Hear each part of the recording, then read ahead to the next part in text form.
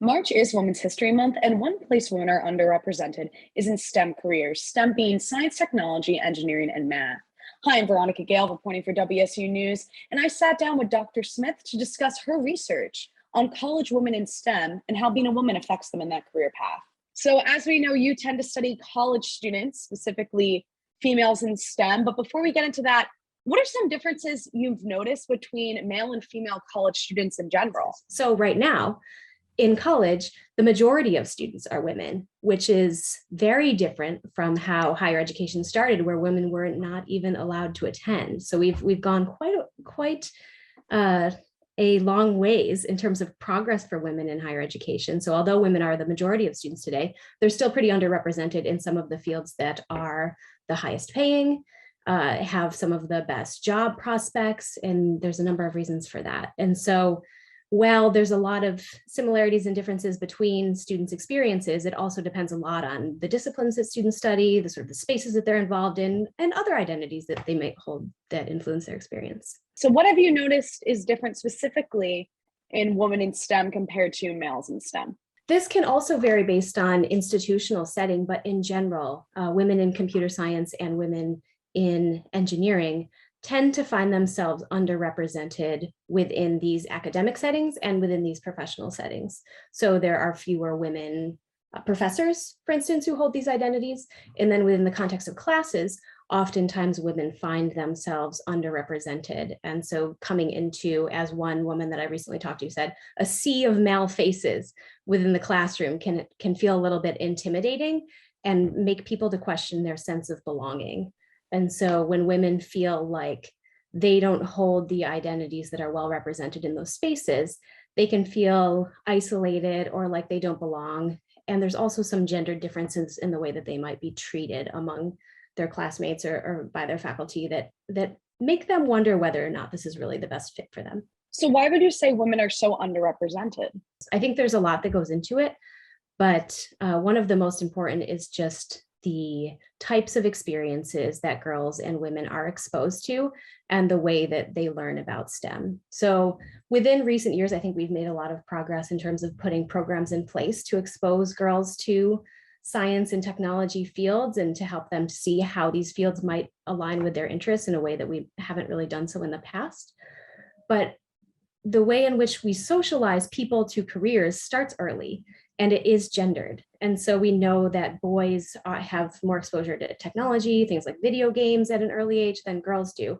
And so you just sort of grow up, depending on your setting, more exposed to some things than others. And then in addition to that, when you take into consideration that when women enter spaces that may not necessarily be affirming of their identities or where they may not see themselves, that can add on to any discrepancies in the types of experiences they're bringing into a college classroom. Is there anything we could do to help more women be interested in STEM or get more representation in that career area? There's a lot of ways that we can remedy this, I think. And I sort of alluded to the fact that we're seeing more programs put in place that expose women to these disciplines and to help inspire an interest early. The interesting thing is that we're seeing fewer and fewer women at each stage of the career trajectory within STEM. We see fewer women taking, say, computer science classes in high school, even if they're available. We see fewer women going on to college majors in something like computer science, and we see fewer women going into careers in those fields too. So we're losing women at each sort of juncture. And so there's opportunities to support girls and women at each point of transition. And so within the college level, I think that we can think about the types of courses that we're requiring for students. For instance, because women are entering college less likely to have experience in computer science or engineering, they might be less likely to think about those majors. But what the research shows is that when women are taking introductory level computer science courses or engineering courses, that is likely to inspire an interest that wasn't there before. So if we're exposing all women to these subjects earlier, then we may be able to pique the interest of folks who may not have considered these fields in the first place. So I think the greater exposure is one important point at any age, but in college can make a real difference in terms of the numbers we're seeing for who's majoring in the fields.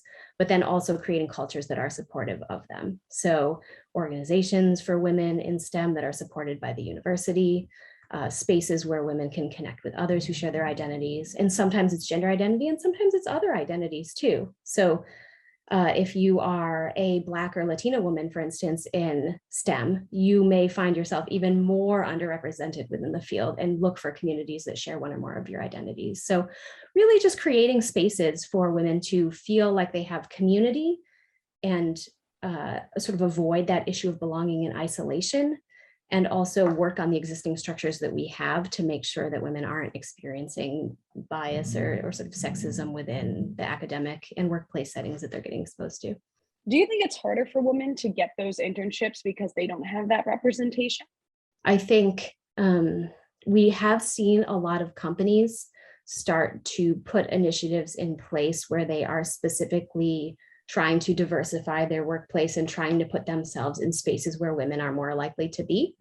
And so I do think there are some opportunities for women that may not have been there in the past towards the company goals of diversifying their workplace. At the same time, women in these fields are still facing a lot of gendered stereotypes and expectations about skill level and instances of bias, whether implicit or explicit, before they look at internships and then during them as well. So women, for instance, tend to be a little bit more self-conscious about their level of technical skills. So they may be less likely to seek out internships in the first place compared to men. So while there's some structures in place, I do think you make a good point that that's not all, that doesn't mean that they have more opportunities. In fact, many of the same gendered issues continue to apply and can make it challenging. There's a lot of pressure for colleges and college students to know what they want to do after graduation and to land in some sort of position that aligns with what they think they want to do. But the process of learning about what those careers are is the challenging part. So students have a lot on their plates. We're also seeing an increasingly diverse body of students today that may not have the resources to spend the time to do an internship or to get involved on campus in different ways. And so I think we as a higher education system need to be intentional about how we're supporting students' career development, making sure that everybody has some access to this type of support, and also how we're helping students get access to experiences that will support them in the ways they need, including financially, so paid internship positions, and then also entering environments that will be affirming of their identities and to help them get positive experiences to help them really assess what they want to do long-term. Reporting for WSOU News, I'm Veronica Gail.